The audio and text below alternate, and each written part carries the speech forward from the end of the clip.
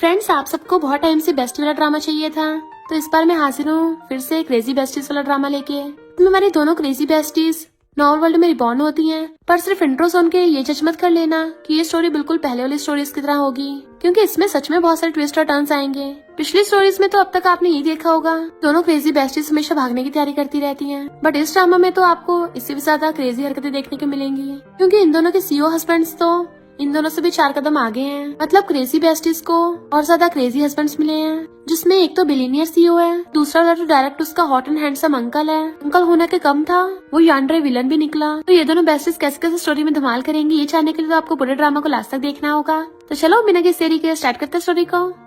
Story की starting में एक शादी हो रही थी। वहीं पे हमारी फीमेल लीड जिया कहती है, मैं इस नॉवल वर्ल्ड में अपनी बेस्ट फ्रेंड के साथ आई हूँ, जिसकी अभी नॉवल के सेकंड मेल लीड बोचन के साथ शादी हो रही है।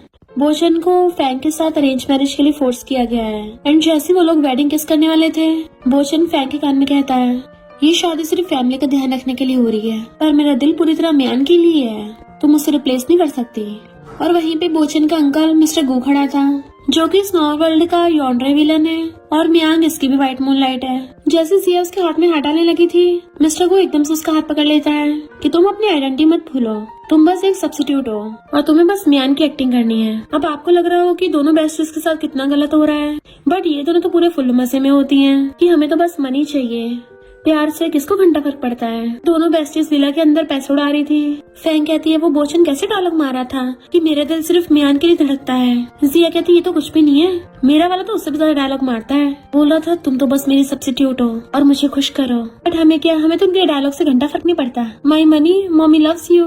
फैंग कहती है, हमें बस ये अनरिक्रूटेड लव का नाटक करना होगा, फिर तो हम क्रेजी की तरह पैसे खर्च कर सकते हैं। और पैसे उड़ाने लगी थी, एंड उसी टाइम पे मिस्टर गू घर पे आ रहा था। जिया को पता चल जाता कि विलन वापस आ रहा है, तो दोनों बेस्टी जल्दी से पैसे समेटने लग जाती हैं। इतने में मिस्टर गू आके डायरेक्ट विला का गेट खोल देता है, और जैसे अंदर झांकता है, वहाँ पे तो जिया आराम से सोफे बैठी हुई बुक पढ़ रही थी, जो एक नोट नीचे गिरा रह गया था। फैंग जो सोफे के पीछे छुपी हुई थी, धीरे से वो नोट खींच के चुम्मा ले लेती है उसका। जिया कहती है, मिस्टर गू तुम वापस आ गए, बट वो तो उसका फेस पकड़ लेता है कि वो ऐसे बिल्कुल भी नहीं हंसती, और अपना कपड़ा निकाल के फेंकता है जो फैंग के ऊपर गिर गया था। मिस्टर गू जाता कहता है, मुझे 10 मिनट में लिविंग रूम में मिलना। तब तो जिया ओके बोल देती है, पर फिर उसको गुस्सा आ रहा था, डेविल विलन कहीं का हुक्म चलाता है। उसकी बेस्टी फैंग कहती है, ब्रो अगर हम यहाँ से निकल नहीं सकते तो क्या हुआ, क्यों नहीं यहाँ पे एंजॉय करें। जिया कहती है, मैं भी हार नहीं मानने वाली। फैंग कहती, तो अपने वाले को संभाल, मैं अपने वाले को संभालती हूँ। फिर जिया फ्लावर लगा के मिस्टर गू के पास आती है। मिस्टर गू जो पियानो बजा रहा था उसको देखने लगता है, तो कहती है, ऐसे घूर क्या रहे हो, क्या मेरे कपड़े बिल्कुल उसके जैसे नहीं है, कुछ गलती हो गई क्या। बट मिस्टर गू तो उसे खींच के अपनी गोदी में बैठा लेता है। देन उसके बालों में लगे फ्लावर की पेटल खींच लेता है मुंह से। फिर वो उसका फेस पकड़ के उसको किस करने लगा था। देन वो सारे पेपर्स उड़ा के मारता है और उसको दोबारा से किस करने लग जाता है। तो जिया भी उसको किस कर रही थी, क्योंकि किस करने में तो मजा आ रहा था। फिर बोचन फैंग से पूछता है, तुम कहाँ गई थी, और जैसे फैंग बताने वाली होती है तो कहता है, मुझे जानने में कोई इंटरेस्ट नहीं है, और उसे पेपर्स पकड़ाता है। 1 साल बाद हमारा ये मैरिज कॉन्ट्रैक्ट कैंसिल हो जाएगा, अगर तुम्हें ये पेनल्टी फीस कम लग रही है तो मैं 1 लाख और बढ़ा दूंगा। बट फैंग तो millions trillions billions zero count कर रही होती है कि फाइनली मुझे इससे फाइनेंशियल फ्रीडम मिल जाएगी। बोचन सोचता है, ये तो काफी सैड लग रही है, क्या ये मुझे इतना लाइक करती है, क्या मैंने इसको ज्यादा बोल दिया। पर फैंग कहती है, बोचन हमारी शादी को सिर्फ खुश नहीं हुए हैं, और तुम मुझे ऐसे ट्रीट कर रहे हो, क्या तुम मुझे दूसरा चांस नहीं दोगे। बोचन सोचता है, फैंग बेस्ट एक्ट्रेस है और मियान जल्दी वापस आने वाली है, तो मुझे जल्दी से छुटकारा पाना होगा। और कहता है, दिन में सपने देखना छोड़ दो, ये शादी शुरू से मिस्टेक थी, तुम्हारी फैमिली के मेरे ग्रैंडपा से कनेक्शन थे, तभी तो उन्होंने मेरी जबरदस्ती शादी करा दी। तो क्रेडिट कार्ड दे देता है कि इसमें 2 मिलियन है, तो हमारे बीच में कुछ भी पॉसिबल नहीं होने वाला। पर फैंग तो कार्ड लेके फेंक देती है कि मुझे तुम पसंद हो, तुम्हारे पैसे थोड़ी ना। बट बोचन उसको मना करके नहाने चला जाता है, जबकि फैंग तो खुश होती है, एकदम से बेबी बोल के क्रेडिट कार्ड को उठा लेती है कि इस नमूने को क्या लगता है, मुझे इसमें इंटरेस्ट होगा। और तभी वहां के फोन में मैसेज आता है, तो कहती है, ये तो बोचन का फोन है, और इधर जिया को मैसेज करती है कि मियान वापस आ गई है। देन नेक्स्ट सीन में वो जिया से कहती है, तभी वो बोचन गोल्ड आइस बन रहा है और जल्दी से जल्दी मुझे डिवोर्स देना चाहता है, क्योंकि उसकी वाइट मूनलाइट जो वापस आ रही है। मुझे नॉवल वर्ल्ड की स्टोरी याद है कि जब मैं डिवोर्स के लिए हाँ नहीं करूंगी तो मियान और बोचन मिलके मुझे मेंटल हॉस्पिटल भेज देंगे। और तुम्हारी एंडिंग, जिया कहती, मेरी तो उससे भी ज्यादा बेकार ट्रेजिक एंडिंग है। मिस्टर गू के लिए मियान से जेलस होंगी, तो वो किसी को हायर करके मुझे डिस्ट्रॉय कर देगा, और फिर क्या मैं अपने टूटे हाथ पैर लेके माउंटेन्स पे पड़ी मिलूंगी। तो दोनों बेस्टीज डिसाइड करती हैं कि हमें जल्दी यहाँ से भाग लेना चाहिए। इसी टाइम पे उन दोनों के बंदे आ जाते हैं और एक साथ पूछते हैं, तुम दोनों की कहाँ भागने की तैयारी है। तो जिया बहाना बनाती कहती है, हमारा कुछ टाइम से वेट काफी ज्यादा बढ़ गया है ना, हम सोच रहे थे पर्सनल रनिंग कोच रख के हम रनिंग करें। बोचन वहाँ जाने लगा था, मुझे कुछ काम है, तो फैंग उसको बाय बाय करती है। बट मिस्टर को जाने से पहले जिया ने जो ग्लासेस लगा रखे थे उसे निकाल के ले जाता है, क्योंकि वो उसी के थे। उनके जाते जिया फैंग से कहती है, अगर हमें यहाँ से भागनी है तो क्यों ना हम पहले अच्छे से एंजॉय करें। तो फैंग भी हाँ कर देती है। नेक्स्ट सीन में हम देखते हैं बोचन और मिस्टर को दोनों बार में आए थे और ऊपर खड़े हुए सबको देख रहे होते हैं। बोचन कहता है, अंकल मियान वापस आ गई है, पर शुक्र है मेरे तुम्हारी तरह किसी के साथ अफेयर नहीं चल रहा, तो वो मुझे भाव देगी। मिस्टर को कहता है, ऐसे तो मेरे पास जीतने के चांसेस ज्यादा हैं, क्योंकि मैं मैरिड हूँ। तभी वहाँ पर मियाना आती है, तो सब लोग उसका वेलकम कर रहे थे। मिस्टर गो और बोचन भी उसको ऊपर से देखते हैं, तो वो उन दोनों को हेलो करती है। बट तभी मिस्टर गो की नजर जिया पे पड़ती है, जो वहाँ पे मेन मॉडल्स के साथ मजे से एंजॉय कर रही थी। तो भाग के जाके सीधा उसका हाथ खींच के ले आता है। फैंग पीछे से आके आती है, मैंने जिसने मेरी बेस्टी को हाथ लगाया, पर जैसे मिस्टर को पलटता उसकी बोलती बंद। बोचन भी वहाँ पे फैंग को देख के हैरान था। मिस्टर को जिया से पूछता, तुम यहाँ क्या कर रही हो? उसके मुंडे पकड़ लेता है, तुम्हें पता है मुझे धोखा देने वालों के साथ क्या होता है? फैंग कुछ बोलने वाली थी कि अंकल, तभी मिस्टर को चिल्ला के पड़ता है, बोचन अपनी बंदी को संभाल। तो बोचन जाके फैंग से पूछता है, तुम यहाँ क्या कर रही हो, वो भी ऐसे कपड़े पहन के? फैंग कहते, अच्छा और तुमने जैसे कपड़े पहन रखे हैं? तो जल्दी से खुद को ढकता है। मियान कहते, अच्छा तो ये दोनों मेरे स्टैंड इन है। मिस्टर को वैसे तुम्हारा टेस्ट अच्छा है, ये काफी हद तक मेरे जैसे दिखती है। तो फैंग जिया के कानों पे हाथ रख देती है कि मुझसे तो ये सुना नहीं जा रहा। फिर जिया फैंग को इशारा करती है, उसके धक्का मारने से फैंग से मियान के ऊपर रिंग गिर जाती है। तो बोचन उसका हाथ पकड़ कहता है, तुम मेरा गुस्सा मियान पे उतार रही हो? फैंग कहती, तू बेवकूफ है क्या? तो जिया को हंसी आ जाती है और उसको इशारा करती है। तो फैंग एक्टिंग करने लग गई थी, अब मैं क्या करूँ, तुम हो इतने अच्छे, मैं तुमसे बहुत प्यार करती हूँ ना, प्रॉमिस करती हूँ दोबारा ऐसा नहीं करूंगी। बोचन कहता, पनिशमेंट के तौर पे घर जाओ। तो जिया भी अपना नाटक करने लग जाती है, मिस्टर को तुमने पहले बताया होता, हम तो खुद ही यहाँ से जा रहे हैं, और फैंग को पकड़ के ले जाती है। और दोनों बेस्टी हंस रही थी कि हम बच गए। मिस्टर को अभी भी गुस्से में लग रहा था और ड्रिंक करता है, पर ये दोनों बेस्टी तो वहीं पे खड़ी होकर देख रही थी। जिया कहती है, लगता है इस व्हाइट मूनलाइट का तो काफी पावरफुल इफेक्ट है, हमारे भागने के प्लान में चेंजेस करने होंगे। फैंग कहती है, भागने का सबसे मस्त प्लान है फेक डेथ। फ्रेंड्स मिस्टर को बोल रहे थे कि जिया तो बस तुम्हारी स्टैंड इन है, बट मिस्टर को गुस्से से एक हाथ से ग्लास ही फोड़ देता है। उस लड़के कहता है, तू कौन होता है उसके बारे में बोलने वाला? मियान कहती है, मिस्टर को तुम्हारा हाथ ठीक तो है ना? बट वो उसे हंसड़ा लेता है कि वो जो भी हो, कम से कम यहाँ प्रेजेंट लोगों से साफ तो है ना। ऐसा लग रहा था वो मियान को बोल रहा है, और टल्ली होने का बहाना मार के वहाँ से उठ के चला जाता है। बोचन के दिमाग में भी अभी भी फैंग की बातें घूम रही थी, तो सोचता है, क्या मैंने उसके साथ कुछ ज्यादा ही रूड बिहेव कर दिया था? मियान उसका हाथ पकड़ने लगी थी, तो उसे एकदम से हंसड़ा लेता है। इवन दूर होकर बैठ गया था कि मियान, अब मैं मैरिड हूँ, भले शादी नाम की है, पर फिर भी मुझे लड़के से दूरी बना के रखनी चाहिए। बहाना मार के वो भी वहाँ से भाग जाता है। तो मियान गुस्से में थी कि इन दोनों लड़कियों ने इन दोनों पे क्या जादू किया है कि मुझे छोड़ के उनके पीछे भाग रहे हैं। इधर ये दोनों बेस्टी तो मजे से कोल्ड कॉफी पी रही थी और मजे से बातें करते हुए खा रही थी। तभी वहाँ पे एक लग्जरी कार आती है, जिसमें से बोचन विंडोज झाँक रहा था, और मिस्टर को उसे हाथ मार के साइड कर देता है ताकि वो विंडोज देख सके। इनफैक्ट ये दोनों अपनी बंदियों पे नजर रख रहे थे। बोचन कहता, अंकल मियान तो वापस आ गई है, फिर तुम जिया के साथ क्या करोगे? मिस्टर को कहता, तुझे इससे क्या, क्योंकि तेरी वाइफ की फैमिली वाले तो एकदम से डाइवोर्स करने के लिए हाँ नहीं करेंगे। बोचन कहता है, ये मुझसे बहुत प्यार करती है ना, पैसों से भी इसके लव को बाय नहीं किया जा सकता। ऐसे दोनों बेस्टी मजे करके घर पे आती हैं। वहाँ पे ग्रैंडमा को देख के उनके होश उड़ गए थे, तो दोनों ग्रैंडमा को हेलो करती हैं, पर ग्रैंडमा गुस्से में थी कि तुम दोनों आधी रात में क्या रैंडम चीजें उठा के घूम रही हो। मियान वापस आ गई है, तो समझदार बन के पहले इस घर से निकल जाओ। इनफैक्ट ये दोनों बेस्टी तो पहले ही पैसे लेके वहाँ से निकलने की तैयारी कर रही थी। तभी ग्रैंडमा कहती हैं, जल्दी से पैसे लो और गू फैमिली छोड़ के चली जाओ। तो वो दोनों एकदम हैरान और फिर अपनी अपनी एक्टिंग स्टार्ट कर देती हैं। जिया कहती है, सब्स्टिट्यूट भी इंसान होते हैं, उनमें भी तो ब्लड और फीलिंग्स होती हैं, आप मुझे सिर्फ 3 मिलियन में कैसे निकाल सकती हो, क्योंकि मुझे तो मिस्टर गू के लिए रियल फीलिंग्स हैं। जिया के इशारे करने पे फैंग भी अपना नाटक स्टार्ट करती है कि मैंने तो पिछले 1 हफ्ते से बोचन को नहीं देखा, तो ये 3 मिलियन हम दोनों को अलग नहीं कर सकते। ग्रैंडमा कहती, बस करो, लो मैं तुम दोनों को 2 मिलियन और देती हूँ, तब दोनों 5 मिलियन लेके निकलो। वो दोनों अंदर अंदर खुश हो रही थी। जिया कहती है, पैसों के लिए आप मुझे ऐसे यूज करोगे? और जैसे वो दोनों अंदर से खुश होके अपनी प्यारी मनी को उठाने वाली थी, तभी उन दोनों के बंदे आके चेक छीन लेते हैं और फाड़ के फेंक दिया था। मिस्टर को कहता है, जिया क्या तुम सच में पैसे लेके यहाँ से निकल रही थी? तो जिया एकदम से उठ के उसको हक कर लेती है, नहीं तो कि मैं तो पूरी तरह से सिर्फ तुम्हारी हूँ। फैंग कहती है, बढ़िया एक्टिंग। ग्रैंडमा कहती है, अभी तुम वैसे एक्सप्रेशन दे रही थी। जिया रोने का ड्रामा करती है, तो मिस्टर को एकदम से उसे एक हाथ से गोदी में उठा लेता है कि मैं थक गया हूँ, रेस्ट करने चाह रहा हूँ। जिया बार बार करती है। फैंग तो हैरान थी क्योंकि वो तो उसको इतने कैजुअल उठा के ले गया था, पर बोचन तो फैंग से चेक लेके चला जाता है। उसे गुस्सा आ रहा था कि 5 मिलियन भी हाथ से निकल गए। देन वो चुपके से जिया के रूम में भाग आती है और उससे पूछते, तुमने अभी तक कितने पैसे सेव किए? जिया कहती है, ज्यादा पैसे नहीं बचा पाई। देन फिर दोनों क्रेजी बेस्टीज बिल्कुल क्रेजी बातें करने लग जाती है कि हम दोनों में से पहले कौन टपकेगा। जिया कहती, मुझे लगता है मैं ही पहले टपकूंगी, मेरी एक्टिंग कुछ ज्यादा अच्छी होती जा रही है। फैंग कहती, ना ना मैं तो नहीं ऐसे मानती, अपना पुराना रूल रॉक पेपर सीजर करते हैं। जीतने वाला विनर होगा। देन फिर दोनों रॉक पेपर सीजर खेलने लग जाती हैं और इन द एंड फैंग जीत गई थी। कहती ब्रो मुझे माफ कर देना, पर इस काम में तो मैं ही अच्छी हूँ। जिया सैडो कहते ठीक है तू ही पहले टपक जा। तो फिर नेक्स्ट सीन में फैंग जैसी मेट्रो से उठाती है, उसके नीचे उसने बहुत सारे पैसे छुपा रखे थे जिससे वो जल्दी से बैग के अंदर घुसने लग जाती है। वो स्पीड से पैसे भरने में लगी पड़ी थी, तभी वहाँ पे बोचन आ जाता है। तो कहती है तुम आ गए वापस। बोचन कहते तुमने मैन को कहाँ रखा है। फैंग तो एकदम हैरान थी और कहती है तुम्हें शक है कि मैंने मैन को किडनैप किया है। बोचन कहता है नैप होने से पहले मैन का लास्ट कॉल तुम्हें था, तो तुम पे शक नहीं करूंगा तो किस पे करूंगा। फैंग सोचते अरे नहीं, नॉवल की स्टोरी लाइन तो चेंज हो रही है पहले से, मैंने तो अभी तक सारे पैसे भी इकट्ठे नहीं किए हैं। बोचन कहता जब तक उसका पता नहीं चल जाता तुम कहीं नहीं जा सकती। वो रोने की एक्टिंग करती है कि आज मेरा बर्थडे है, प्लीज एक रात मेरे साथ रुक जाओ। पर वो हंस के चला जाता है। तो वो रोने लगी थी, पर रियल में तो हंस रही थी कि भला मुझे इसके जितना ब्लाइंड और हार्टलेस थोड़ी ना चाहिए, मैं तो अपने मनी के साथ खुश हूँ। मैट्रेस के नीचे के पैसे निकाल के होम उड़ाने लगी थी। बोचन को आते देख मियान बीमार होने का नाटक करने लगती है। बोचन का असिस्टेंट वहाँ से पल उठा के कहता है बॉस ये तो आपकी वाइफ का है ना। तो वो कहता है वो फैंग पागल हो गई है, उसे अभी यहाँ पे बुलाओ, मैं उसे म्यान से माफी मंगवाऊंगा। तो म्यान की शक्ल को देख लग रहा था उसने जानबूझ के सब नाटक किया है। उसी वक्त बोचन को कॉल आता है कि फैंग का कार एक्सीडेंट हो गया। वो पहले तो हैरान था और फिर कहता है फैंग को क्या लगता है ये सब नाटक करके वो मुझे पटा लेगी। तो जिया कहती इस बार सच में रियल में है, बट वो फोन काट देता है। तो म्यान कहता तुम्हारी वाइफ की चोट लगी है, एक बार जाकर उससे मिल लो।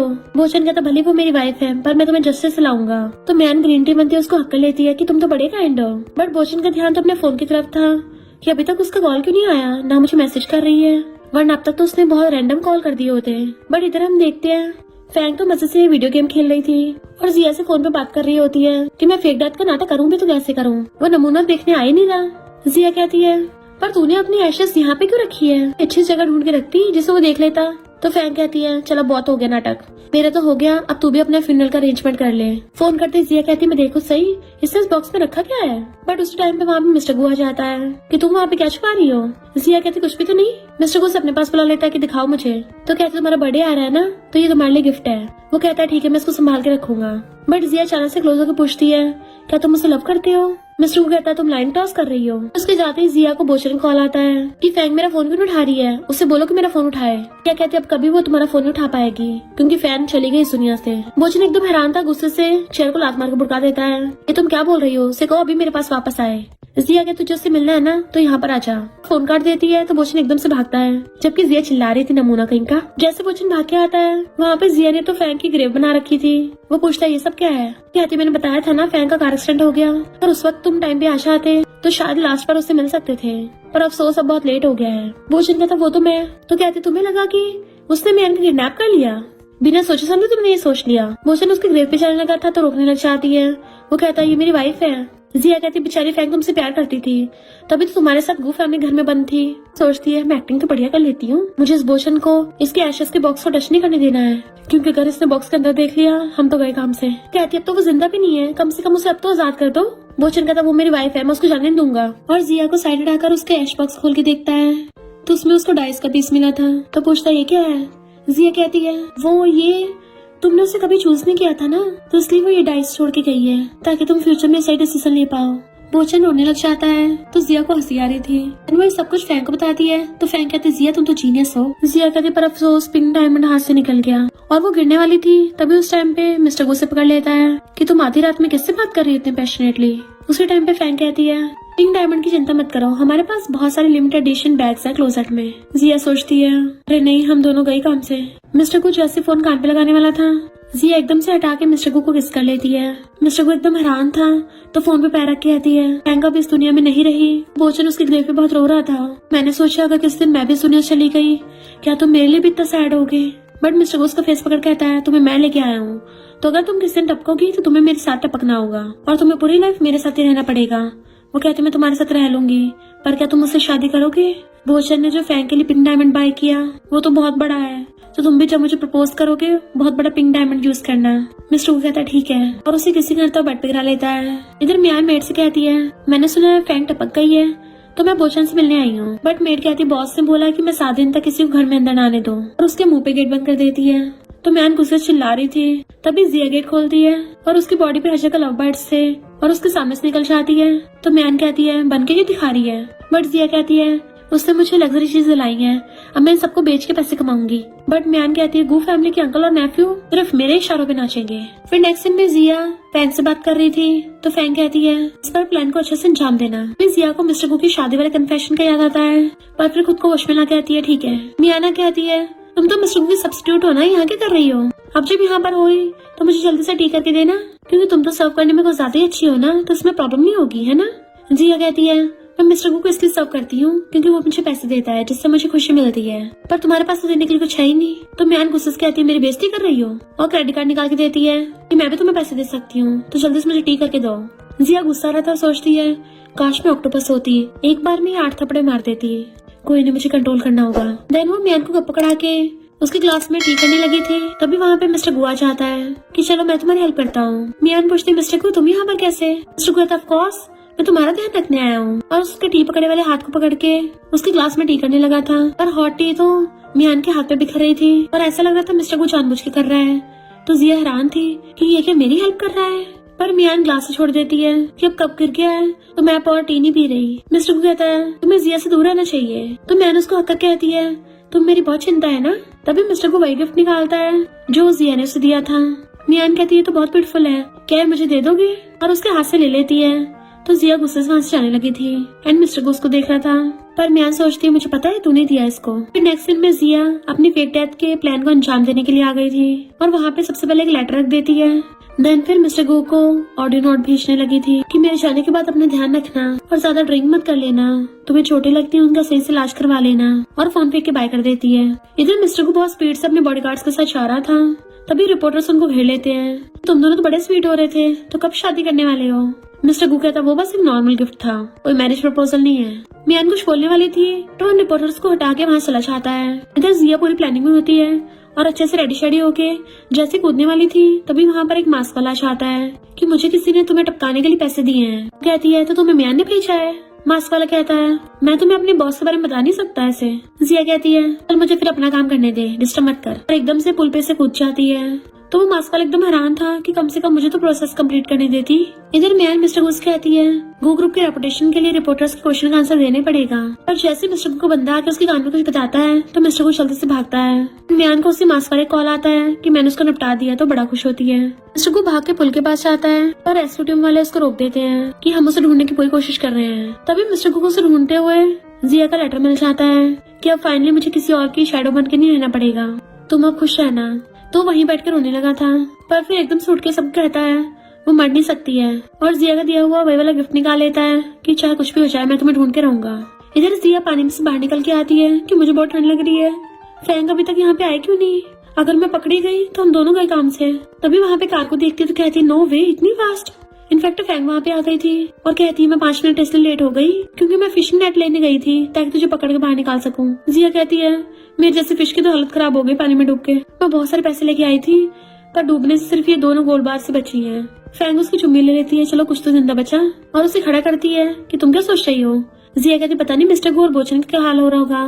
फैंग कहती है उनका क्या होना है, वो तो अब म्यान के साथ होंगे आराम से, और उसे अपने कान बैठा के लेके चलने लगी थी। फिर रेस्क्यू टीम वाले और बॉडीगार्ड्स बताते हैं कि हमने हर जगह ढूंढ लिया पर कोई पता नहीं चला। मिस्टर को ऑर्डर देता है चॉपर्स और हेलीकॉप्टर्स मंगवा लो, इस जगह का चप्पा चप्पा छान मारो। बॉडीगार्ड कहता बॉस कहीं मिस किया पहले ही, पर मिस्टर को उसको पहले घूर देता है करके मैंने उसकी बोलती बंद हो गई थी कि कैसे भी करके जिया को ढूंढो, और अगर उसकी बॉडी मिली तो तुम सबको उसके साथ जिंदा गाड़ दूंगा। उसने जिया के दिए उस गिफ्ट को इतने कस के पकड़ रखा था कि उसके हाथ से खून निकलने लगता है। भोजन बैठा और ड्रिंक कर रहा था, तभी मियान वहाँ पे आती है और सोचती है देखा इन दोनों लड़कों को मुझसे छीन नहीं सकता, और भोजन के पास आके बैठ जाती है कि तुम इतना ज्यादा ड्रिंक मत करो, चलो मैं तुम्हें रूम में ले चलती हूँ। बट भोजन उसे पकड़ कहता है फैंग तुम वापस आ गई, देखो मैं तुम्हारा दिया हुआ डाइस हमेशा संभाल के रखता हूँ और तुम्हारे बारे में सोच रहा था। मियान को गुस्सा आता कि अभी भी फैंग के बारे में सोच रहा है, टपकने के बाद भी वो इसके दिल पे कब्जा करके बैठी है और वो डाइस फेंक देती है। तो भोजन चिल्लाने लग जाता है कि मेरा डाइस कहाँ चला गया, और म्यान पे चिल्लाता है तो मैन उठाकर कहती है ये रहा तुम्हारा डाइस। भोजन क्या तुम्हारी हिम्मत कैसे उसको टच करने की, बार बार म्यान पे चिल्ला रहा था तो वो भी चिढ़के वहाँ चली जाती है। फिर नेक्स्ट डे वो ड्रिंक कर रहा था और मिस्टर कुक कहता है अंकल मैं जानता तुम कैसा फील कर रहे हो, कल से लेके अभी तक तुम हर जगह उसे ढूंढ रहे हो, तो अब उसे ढूंढना बंद कर दो। मिस्टर कुक कहता है मैं तब तक ढूंढूंगा जब तक वो मुझे मिल नहीं चाहती, और तेरी वाइफ तो जिंदा भी नहीं है। फिर भोजन का शिक्षक बताता है कि आपकी वाइफ के कोई भी एशेस नहीं मिले हैं। भोजन हैरान तो ये कैसे हो सकता है, जिया ने तो बोला था वो फैंग के एशेस है। मिस्टर गो भी उसकी बातें सुन रहा था। तो बोशन कहता है इसका मतलब फैंग ने अपनी डेथ को फेक किया है। मिस्टर गो कहता है यानी वो दोनों मिली हुई हैं और ऑर्डर देता है वो लोग कुछ टाइम पहले जिन जिन लोगों से मिली है सबको ढूंढ निकालो। इधर हम इन दोनों बेस्टीज को देखते हैं जो बार में बैठी हुई मजे से लोगों को ताड़ रही थी। ये वाला कैसा लग रहा है? जिया कहती है ये वाला बिल्कुल बोशन जैसा दिख रहा है। और पता फैंग तेरे फ्यूनरल पे तो वो घुटने टेक कर रो के तुमसे माफी मांग रहा था। तेरे नाम पर फाउंडेशन खोल के उनमें डोनेशन भी कर रहा था। कहीं उसे सच में तुझसे प्यार व्यार तो नहीं हो गया? तभी तो मेल मॉडल उन दोनों के साइड में आके बैठ जाते हैं और अपनी अपनी बॉडी दिखाने लगे थे। तो वो कहते हैं जिसकी बॉडी अच्छी होगी हम उसी को ज्यादा पे करेंगे। तो दोनों उनके सामने जाके बैठ जाते हैं और शर्ट खोल के अपनी बॉडी दिखा रहे थे। तो ये दोनों बेस्टी खुश होकर चिल्ला पड़ती है और उन पे पैसे उड़ा के मार रही थी। तभी एक लड़का के फ्रेंड से कहता है क्या तुम प्लीज मेरी हेल्प करोगी? मेरे पीछे कोई लड़की पड़ी है तो तुम मेरी गर्लफ्रेंड बनने का नाटक करो ताकि वो मेरे पीछे छोड़ दे। कहती है ये तो मेरे बाएं हाथ का खेल है। और वो उस लड़के के साथ जाने लगी थी तो जिया भी उसके साथ आती है। और ये दोनों मेल मॉडल्स तो उन दोनों के पर्स उठा के उनके पैसे निकाल लेते हैं। इधर मिस्टर गो को उसका बंदा के बताता है कि बस आपने जो क्रेडिट कार्ड मिस जिया को दिया था उससे अभी भी किसी ने कुछ परचेज किया है। तो मिस्टर गो कहता है फाइनली वो पकड़ी जाएगी और उसे पकड़ने के लिए चाहता है। इधर वो लड़की उस लड़की को कहती है ये तो बस तुम्हारे साथ खेल रही है पर मैं तुमसे सच्चा प्यार करती हूँ। फैंग कहती है हट इससे, मैं इसके लिए पूरी सीरियस हूँ और इसी से शादी करूंगी। तो जिया उसकी नौटंकी देख के हंस रही थी। तभी वहाँ पे बोचना चाहता है अगली शादी करने से पहले अपनी पिछली शादी का तो निपटारा कर लो। जिया उसे देख के हैरान वो वहीं पे बैठ जाता है। तो जिया से पूछती है कहीं मैं टल्ली तो नहीं हो गई हूँ? मुझे ऐसे लग रहा है जैसे बोचन ही है सामने। जिया कहती है जल्दी भाग यहाँ से। और दोनों बेस्टी जैसे हाथ पकड़ के भागने लगी थी तभी बॉडीगार्ड्स आके उनका रास्ता रोक लेते हैं और फिर क्या पीछे से मिस्टर गो भी आ जाता है। जिया की तो हालत खराब हो गई थी। मिस्टर गो से पकड़कर अपनी तरफ खींच लेता है। तुम्हें क्या लगा तुम सच में मुझसे भाग जाओगी? फिर अचानक से वहाँ पे अंधेरा होता है। फैंग के मुंह पे डस्टबिन उल्टा हुआ पड़ा था। वो कहता मुझे दिखाई नहीं दे रहा। तो मिस्टर को उसके मुंह से हटाता है क्योंकि वो उसके हाथ पे काट के भाग गई थी। दोनों बेस्टीज बहुत खतरनाक हैं। इन दोनों को इनके बॉडीगार्ड्स के साथ चकमा देके भाग गई। इधर ये दोनों भागती हुई पार्किंग लॉट में आ जाती हैं और अपनी कार एक्सचेंज कर लेती हैं ताकि अपने अपने बंदों को चकमा दे सके। जिया तो फैंग की कार में आई थी पर उसके पीछे एक बाइक लगी होती है। तो कहती है ये तो मिस्टर गो लग रहा है और कार की स्पीड बढ़ा लेती है। बट वो तो उससे भी तेज बाइक चलाता है और उसे ओवरटेक करके सीधा बाइक आगे ले आया था। तो जिया के तो वो छूट जाते हैं। इससे पहले उसकी कार ठुकती तो वो एकदम से ब्रेक लगा देती है जिससे धुआं धुआं हो गया था और उसको थोड़ी चोट भी लग गई थी। मिस्टर को हेलमेट उतार के सीधा उसके पास जाता है पर देखते उसकी चोट लगी है और वो उस पे गिर गई। तो वो उसे घर पे ले आया था। इवन उसकी पट्टी भी कर दी थी और बैठा हुआ उसका हाथ पकड़ के ध्यान रख रहा होता है। एंड जिया को पास्ट के फ्लैशबैक आते हैं कि जब वो एक कन्वीनियंस स्टोर पे काम करती थी तो सैड होती है कि मेरे जैसी पुअर तो कोई हॉलिडे को सेलिब्रेट भी नहीं कर सकती। मुझे तो अपने ट्यूशन की फीस को कमाने के लिए भी कन्वीनियंस स्टोर पे काम करना पड़ता है। तभी पीछे मुड़ के देखती है तो वहाँ पे मिस्टर को जख्मी हालत में आ गया था। वो कहता है ऐसे एक्सप्रेशन के दे रही हो पुलिस को बुलाओगी? तो कहती है तुम तो जख्मी हो। और फिर उसकी चोट पे मेडिसिन लगा रही थी। वो कहता है तुम्हें डर नहीं लगता? तो कहती है मुझे डर इस बात का है कि तुम मुझे पे नहीं करोगे। मैंने तुम्हारे लिए जो भी मेडिसिन बाय की है इसका पेमेंट कर देना। वो रहा इसका स्कैनर। मिस्टर को उसको नॉन स्टॉप देखे जा रहा था। तभी उसके पीछे बॉडीगार्ड्स को देखती है तो एकदम से उसकी गोदी में बैठ जाती है और उसके बहुत ज्यादा क्लोज हो गई थी। अपनी मुंडी पीछे कर उन बॉडीगार्ड से कहती है यहाँ के देख रहे हो? पहले कभी किसी लवर्स को नहीं देखा है? मिस्टर को कहता है तुम क्या मेरी हेल्प करने की कोशिश कर रही हो? तो कहती कुछ भी मत बोलो। शॉर्ट ड्रामास में किसी की जान ऐसे बचाते हैं। ये लोग कुछ टाइम बाद चले जाएंगे। बॉडीगार्ड्स कहते बॉस क्या हम जाए यहाँ से? जी एकदम हैरान थी कि तुम इनके लीडर हो। और दूर होने वाली होती है बट उसे पकड़ लेता है। देन उसकी मुंडी पकड़ कहता है तुम यहाँ पर एक महीने में कितने कमा लेती हो? जिया कहती 3000। तो कहता मैं तुम्हें 3 लाख दूंगा। वो हैरान तो इतने सारे पैसे मुझसे चाहते क्या हो? मिस्टर को खड़ा हो कहता है तुम्हें मेरे प्यार में पड़ना है तो क्या तुम मेरी गर्लफ्रेंड बनोगी? आता क्या करता है तो वो सोचती है ऐसा शुगर डैडी बॉयफ्रेंड मिल जाए तो भला कौन ही मना करेगा। और एकदम से उसके हाथ से टकरा के डील कर लेती है। तो वो भी उसको देखने लगा था। फिर नेक्स्ट में जब वो सिगरेट पी रहा था जैसे उसके पास आती भाग के तो वो सिगरेट स्मैश कर देता है और जल्दी धुआं में हटा देता है। कहती तुम्हें पता मुझे स्मोक्स प्रॉब्लम है इसलिए नहीं तुम पीते हो ना मेरे सामने? वो कहता ऐसा कुछ नहीं है। तो कहती है आज मेरा बर्थडे है तो बताओ मुझे बाहर क्यों बुलाया है? पर तभी वहाँ पे फायरवर्क्स को देखती है कि ये तो बहुत ब्यूटीफुल है। खुश हो जाती है। मिस्टर को भी हंसता है उसको पीछे से कर लेता है एंड वो भी हंसते उसका हाथ पकड़ लेती है। दोनों स्माइल करने लगे थे। ये सब सोच के जिया की अचानक से आइज खुल जाती है। उठ के देखती है कि उसके दोनों हाथ हैंडकफ से बंधे हुए हैं। मिस्टर को ने उसका हाथ पकड़ रखा था और कहता है मैंने तुमसे बोला था ना तुम मुझसे भाग नहीं सकती हो। तो कहती छोड़ो मुझे। पर वो उसके कपड़ों में हाथ डालने लगता है कि देखो तुम्हारी बॉडी कुछ और बोल रही है। उसका फेस अपनी तरफ कर लेता है। तुम मुझे अब भी मिस करती हो है ना? जिया कहती प्लीज मुझे जाने दो।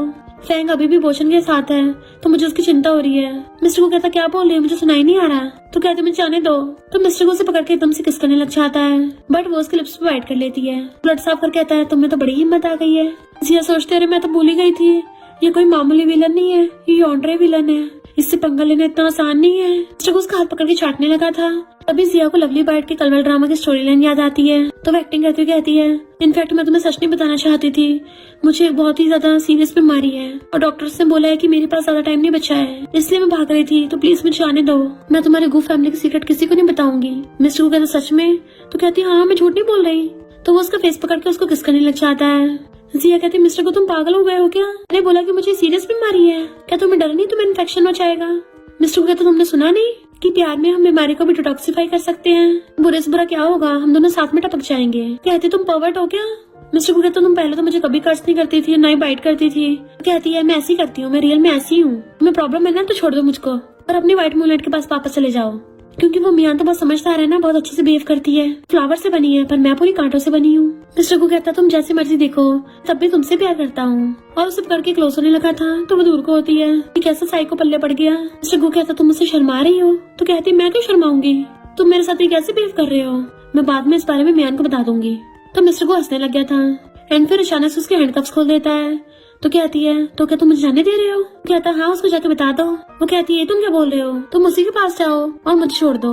पर मिस्टर को उसका फेस पकड़ लेता है कि तुम अभी ये सब एक्टिंग करना बंद करो, मुझे तुम्हारे रियल सेल्फ को जानना है और ये जानना तुम रियल में बेड पे कैसी लगती हो। एंड फिर उसको किस करने लग गया था तो उसको दूर कर रही थी और जैसे भागने लगती है वो उसे पकड़ के बेड पे गिरा देता है। फिर अपनी शर्ट खोल के अपनी टाई निकाल फेंक देता है। तो कहती है ये क्या कर रहे हो? तो कहता है मैं तुम्हें अपना लव प्रूव करूंगा, तुम्हें शक हो रहा ना मुझ पे, तो तुम्हारा शक खत्म कर दूंगा। और उसे पकड़ के किस करने वाला था तो उसको थपड़ा मार देती है। मिस्टर को उसे दोबारा से किस करने लगता है तो उसे दोबारा थपड़ा मार देती है। मिस्टर को कहता तुमने तो बहुत तेज थपड़ा मारा है और फिर एक हैंडकफ उठा के अपने हाथ में बांध देता है और दूसरी साइड से उसको जिया को पहना दिया था कि अब तो तुम मुझसे दूर हो ही नहीं पाओगी, हम दोनों ही बन के रहेंगे। एंड उसको पकड़ के किस करने लग जाता है। जिया बेचारी भी क्या कर सकती थी, तो वो भी उसे किस करने लग जाती है और दोनों रोमांस करने लग गए थे। फिर नेक्स्ट सीन में जब उसकी आईज खुलती है तो वो उसे पीछे से हक करके सो रहा था, तो वो चुपके से उसका अपने ऊपर से हाथ हटा देती है, सोचती पता नहीं मेरी बेस्ट ठीक कर रही होगी। बट मिस्टर को नींद में फिर से उसको कर लेता है और अच्छे से कस कर लिया था और कहता है चिंता मत करो मेरा नेफ्यू वहीं पे है तो फैंग को कुछ नहीं होगा।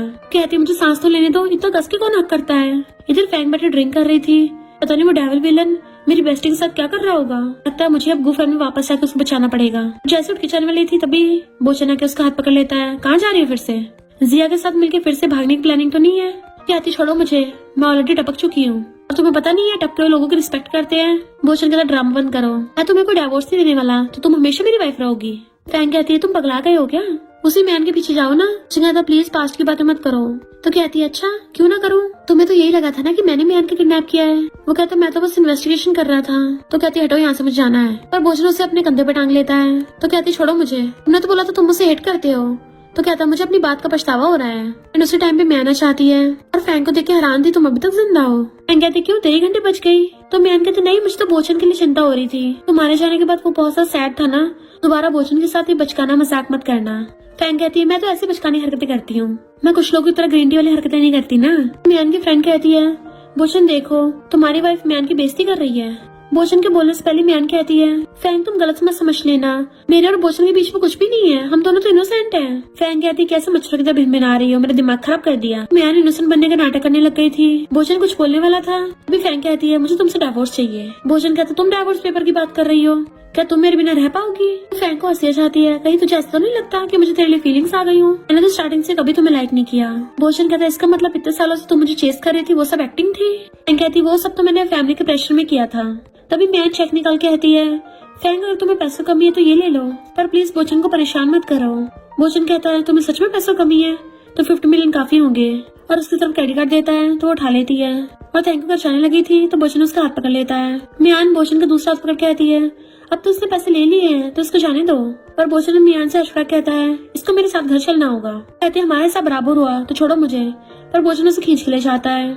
मियान को बहुत तेज गुस्सा आ रहा था तो उसकी फ्रेंड कहती है कहीं बोचन को सच में इस फैंग नाम की लड़की से प्यार तो नहीं हो गया। कहते मेरे होते ऐसा कभी नहीं होगा, ये दोनों अंकल नेफ्यू मुझे मिलने चाहिए। जिया अपने बेड पे सो रही थी तभी फैंग पीछे से आकर उसको हक करने लगती है, पर जिया को लगता है मिस्टर गु है तो कहती है तुम इंसान हो या बीस्ट, पूरी रात भर मुझे थका दिया है और अब फिर से आ गए हो। हाथ पकड़ के पीछे कर देती है, पर फैंग कहती है मैं तो खुद थकी हुई हूँ। तो एकदम से घूम के कहती है बेस्टी तुम ठीक हो, तुम भी पकड़ी गई। तो फैंग उसकी गोदी में सर रख लेती है कि उस इडियट का नाम मत ले, मन कर रहा उसके जाके बैंड बजा दूं। मैंने डिवोर्स तक की बात कर दी, तब भी मुझे यहाँ पे रहने के लिए रोक रहा है। मुझे लगता है वो जानबूझ के मुझे परेशान कर रहा है।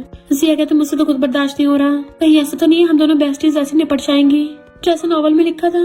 कहते हम ऐसा नहीं होने देंगे, हम कोई ना कोई रास्ता निकाल ही लेंगे, पर आज बहुत थक गए हैं, किसी और दिन ढूंढेंगे। तो दोनों बेस्टीज डिसाइड करती हैं कि अभी सो जाना चाहिए एंड कंबल ओढ़ के सो जाती हैं। तभी मिस्टर गुआ कहता है क्या तुम अब भी मुझसे गुस्सा हो? मुझे जो पिछली बार पिंक डायमंड रिंग चाहिए थी, देखो मैं ऑक्शन में से बाय कर लाया हूँ। ये सबसे बड़ा पिंक डायमंड है, तुम्हें स्टाइल बहुत पसंद आएगा। अगर तुम चाहो तो मैं डिजाइनर से चेंज भी करवा सकता हूँ इसका डिजाइन। तभी फैंग ब्लैंकेट से निकलती है, चांसेस सोने भी नहीं दे रहे, क्या बड़बड़ा रहे हो? जिया कहती है कोई नहीं, जब मुझे मिलेगी ना मैं तेरे साथ शेयर कर लूंगी, और उसको हक करके सो जाती है।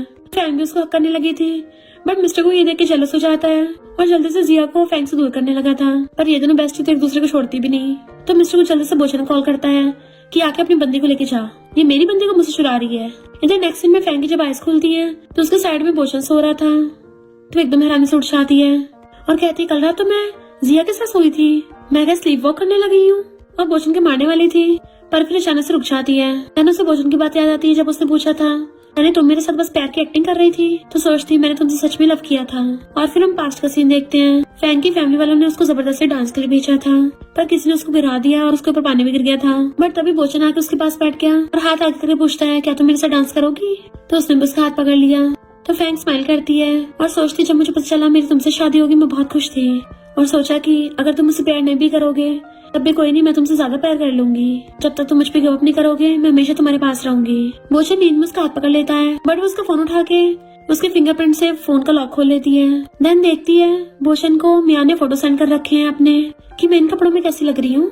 फिर क्या फैंग को गुस्सा जाता है और वो जानबूझ के फोन सीधा उसके मुंह पे छोड़ देती है, जिससे उसके टकली पे लग गया था, और अपनी नोज पकड़ के उठता है। तो कहती है तुम्हारे पास 3 सेकंड है, अभी की अभी मेरी नजरों के सामने से गायब हो जाओ।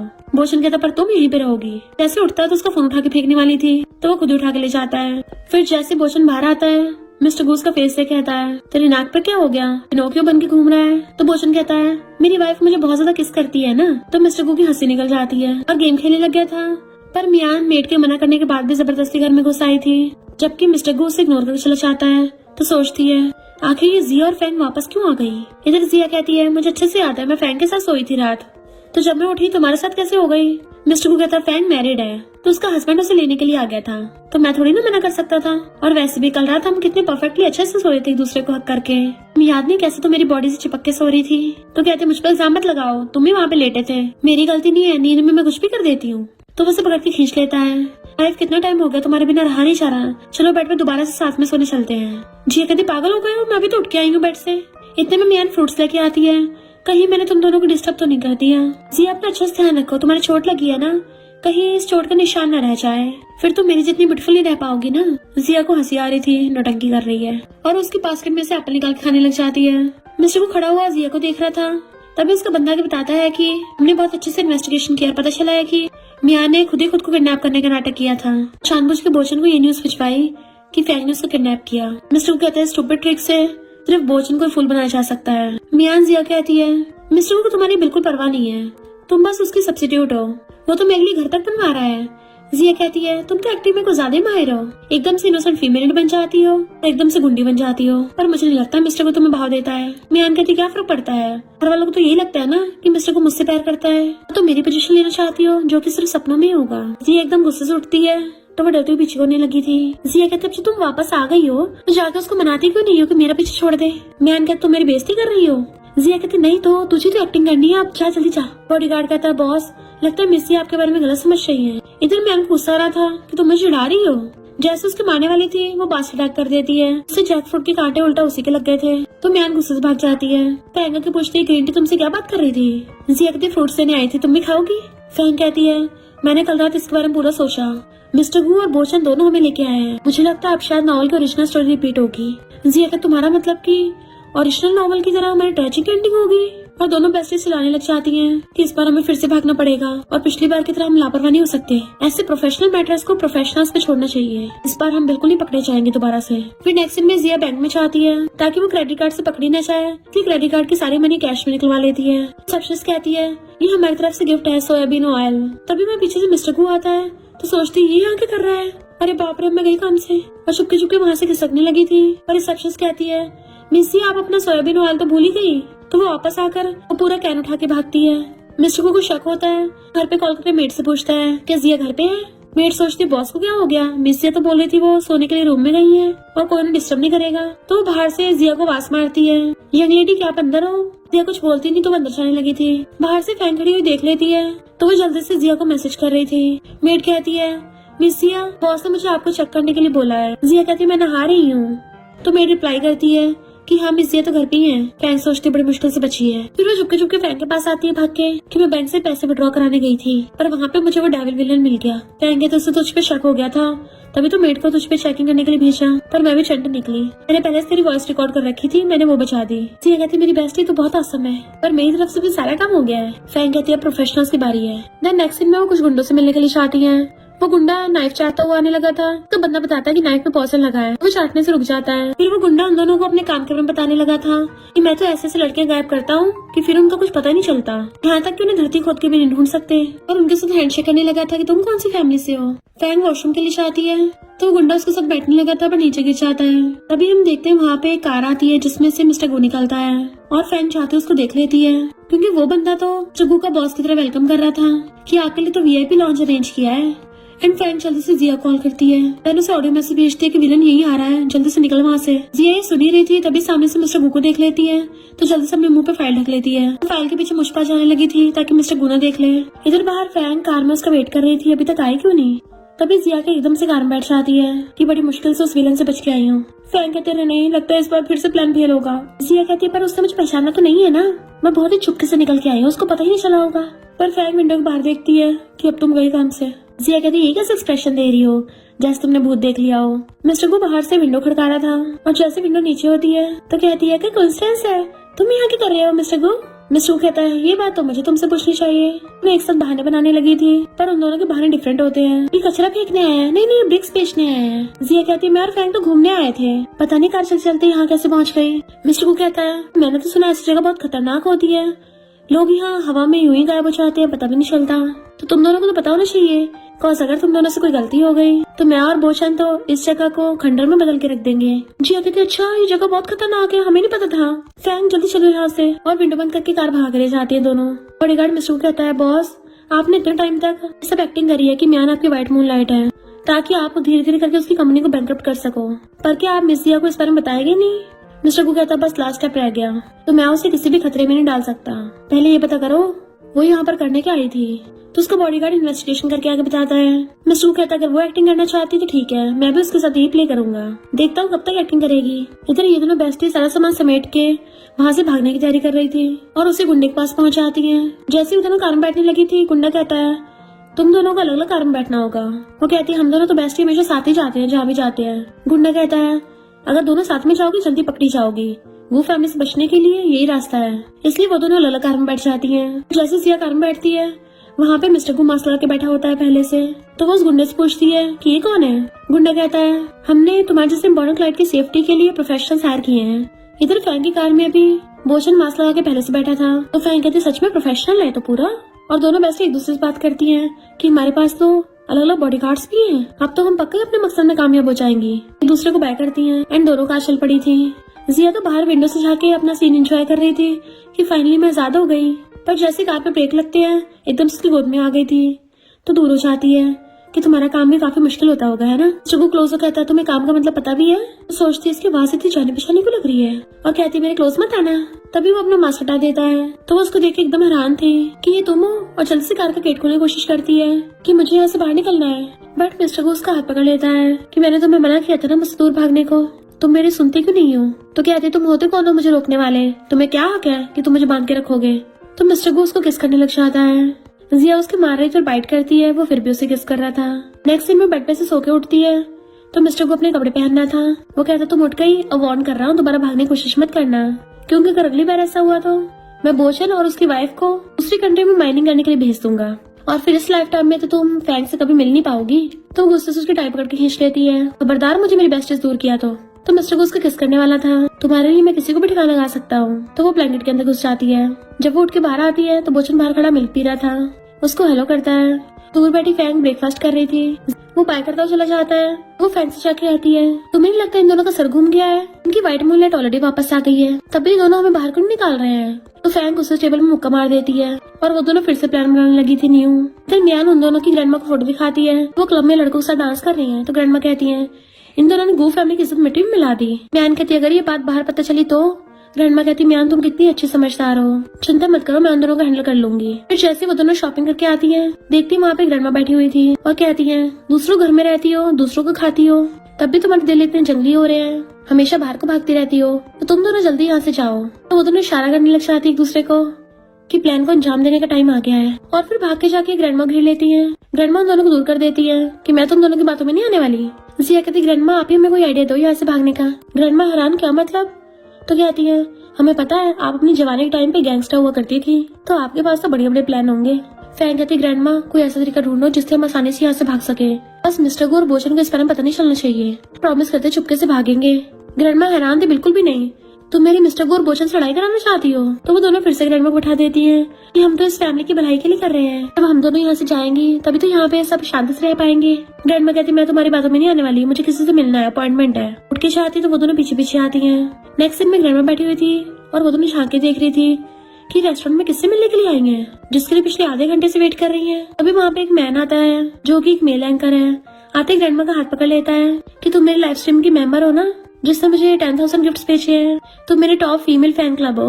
तो ये दोनों बेस्टी देख के हैरान थी। ग्रैंडमा शर्माती हुई कहती है तुम्हारे फैमिली मेंबर बीमार है ना, मैंने लाइव स्ट्रीम में सुना, देखो मैं ये सब तुम्हारी फैमिली के लिए लेके आई हूँ। खुश होता पर जैसे बॉक्स खोलता उसमें हर्ब्स थी कि तुम मेरे साथ मजाक कर रही हो।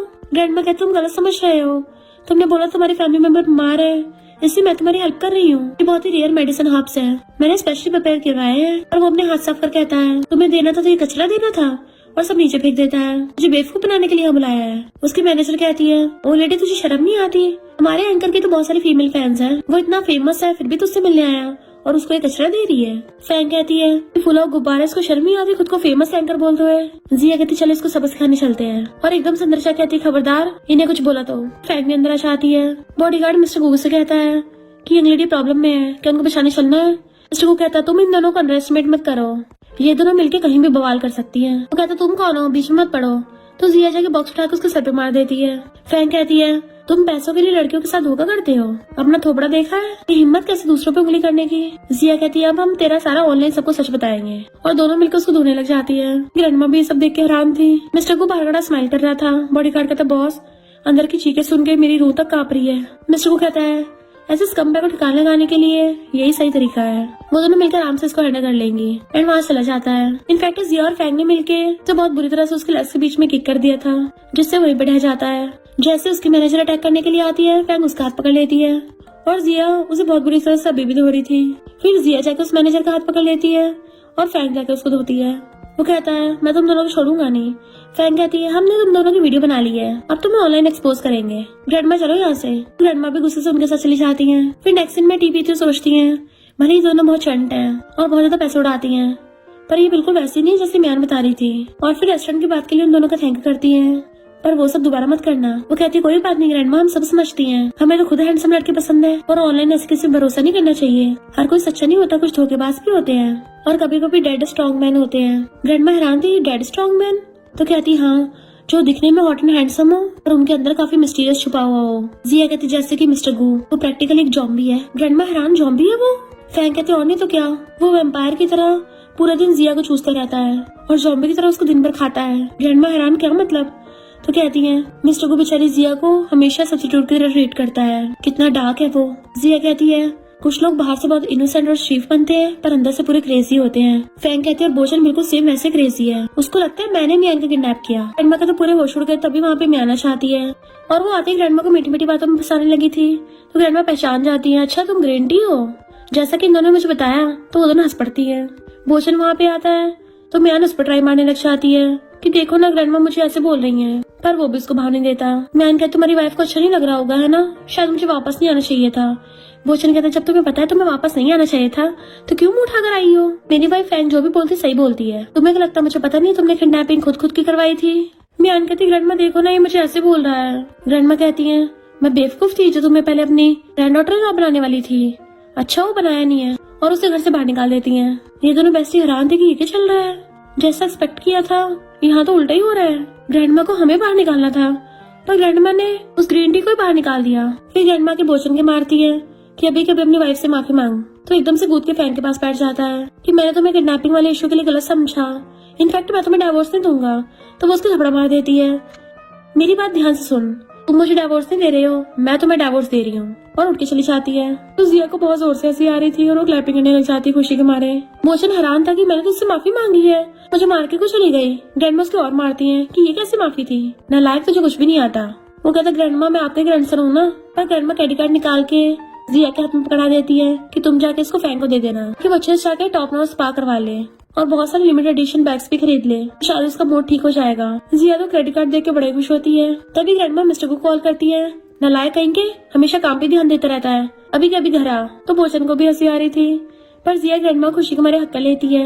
नेक्स्ट सीन में दोनों बेस्टी शॉपिंग करके आती हैं। वो दोनों ज्वेलरी शॉप पे जाने लगी थी, तभी वहाँ पे मियाना चाहती है और उसकी फ्रेंड कहती है तुम दोनों की औकात है वहाँ जाने की। पहले तो ये दोनों बेस्टी उसको खूब सुनाती हैं, पर फिर मैं गुस्सा भी आ रहा था कि इस ग्रीन टी से क्या बहस करनी। इतने में एक वेटर आके कहती है, मिसेस को आपके लिए आपकी custom made her diamond ring तैयार है, क्या आप लोग ट्राई करके देखना चाहते हो। तो मियान खुद खुश होने लग जाती है कि मिसेस को मुझे बोल रही है, लगता है मिस्टर को ने मेरे लिए सरप्राइज रखा होगा, मुझे बताया तक नहीं है, एंड वो बहुत बड़ी डायमंड रिंग होगी, बहुत ज्यादा बड़ी।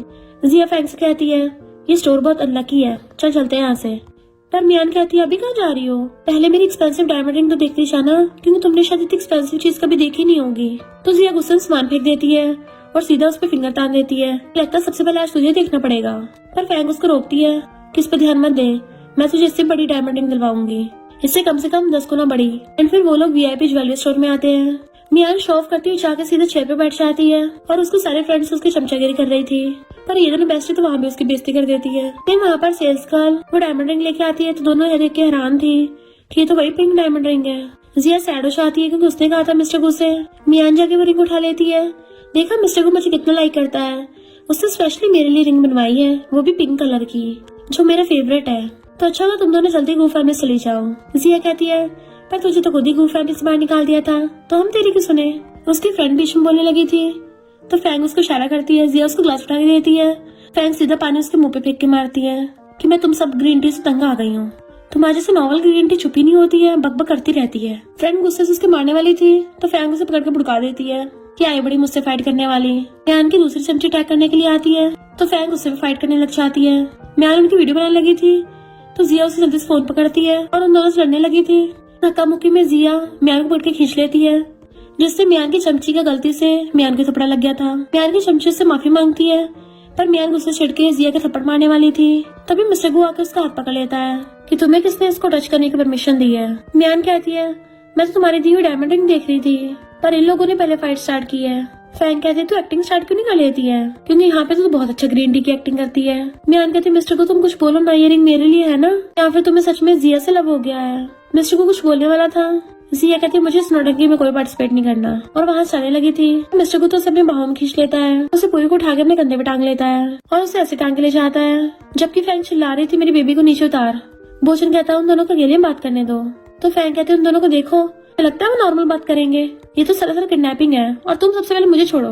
बोचन कहता मैं तुम्हें घर लेके चल रहा हूँ, या फिर तुम्हें इसके पास रहना है। फैंग कहती है मैं क्यों रहूंगी इसके साथ, मैं तो जा रही हूँ, अपने आप जा सकती हूँ।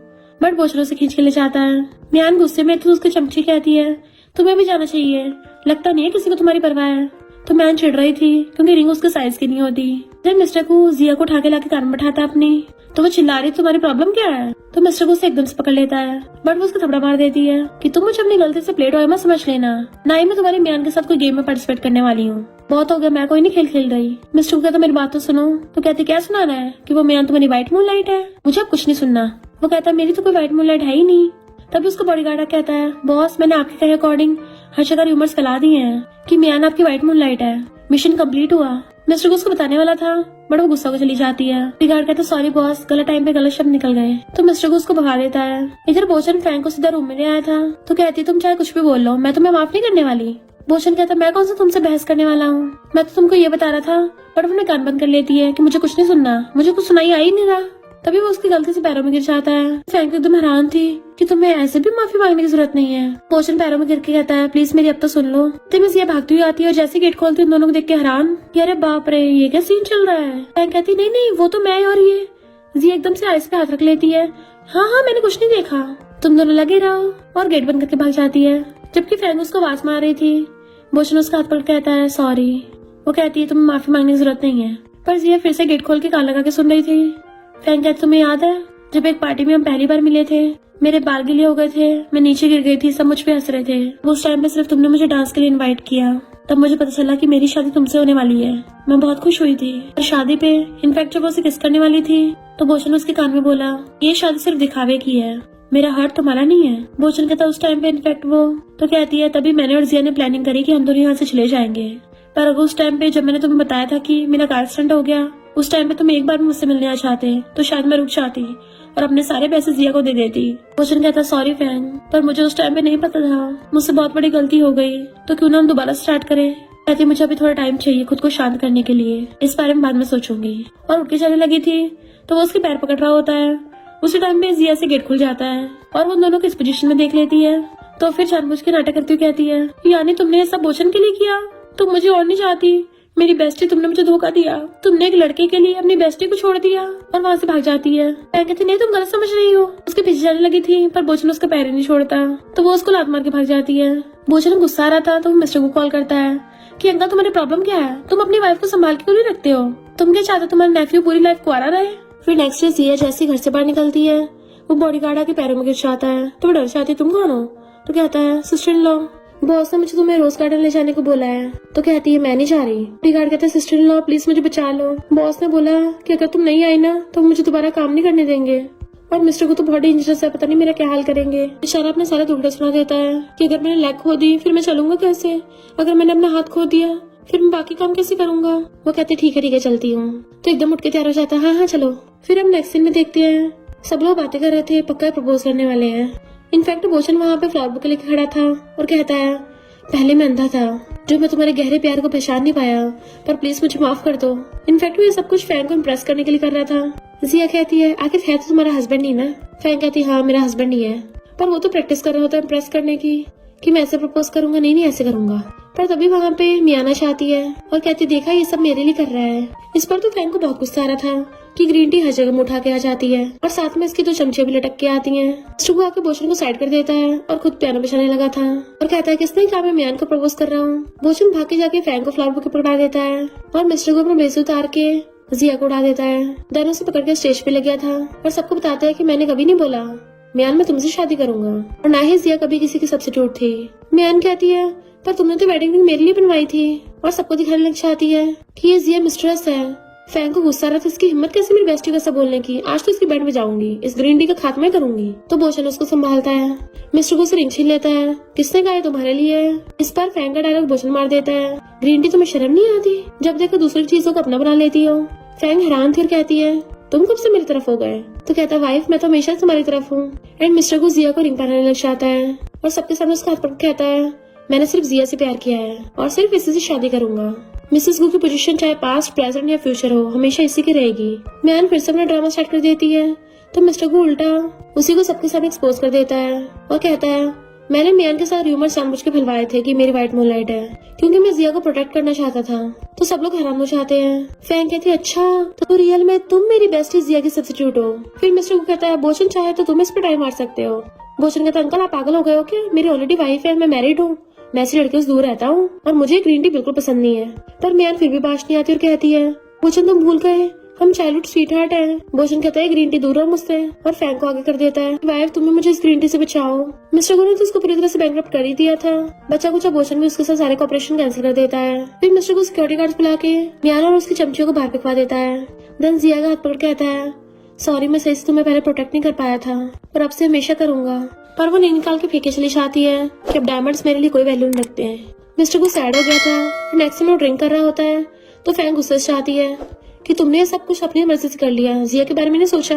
मिस्टर को कहता है मैं उसको बस प्रोटेक्ट करना चाहता था। फिर हम पास्ट का सीन देखते हैं। इनफैक्ट मिस्टर को बिग ब्रदर एक बड़ा प्रॉब्लम में फंस गया था और जब उसे बचाने के लिए चाहता है तो उसकी आइज बंद होने वाली थी। उसका फर्स्ट ब्रदर उसे बताता है कि प्लीज मेरी वाइफ को बचा लेना, पर मिस्टर को उसको भी नहीं बचा पाया था, इसलिए मिस्टर को गिल्ट रह गया होता है कि वो अपने किसी को नहीं बचा पाया और उसने इसी डर की वजह से कभी भी जिया को अपना लव कन्फेस नहीं किया और हमेशा अपनी फीलिंग्स से भागता रहा। उसे डर था कि जिया उसके क्लोज आएगी तो वो भी खतरे में पड़ जाएगी, क्योंकि वो मियान की फैमिली से बदला लेने के लिए सब कर रहा था और मियान जिया को हट न कर दे। फैंग कहती है तुम दोनों की स्टोरी तो और भी ज्यादा गहरी निकली। तो जिया तुमने सब सुन लिया है ना? वो पीछे मुड़ के देखता है तो जिया वहाँ खड़ी हुई स्माइल कर रही थी। भूषण कहता अच्छा तुम इन दोनों का पैचअप कराने के लिए आई थी। फैंग कहते और नहीं तो क्या, ये मेरी फेवरेट कपल है। भूषण कहता है अच्छा हम दोनों क्या, हम दोनों का जो मामला बीच में अटका हुआ है उसका भी तो ऑडियंस के सीपी होंगे ना। तुम नहीं चाहती हमारी ऑडियंस खुश रहे तो हम दोनों को भी साथ होना चाहिए। और उसे पकड़ के ले जाता है। मिस्टर को भाग के जिया के पास जाता है और उसको सॉरी बोलने लगा था कि मुझे माफ कर दो, काश मैंने तुम्हें पहले कन्फेस कर दिया होता।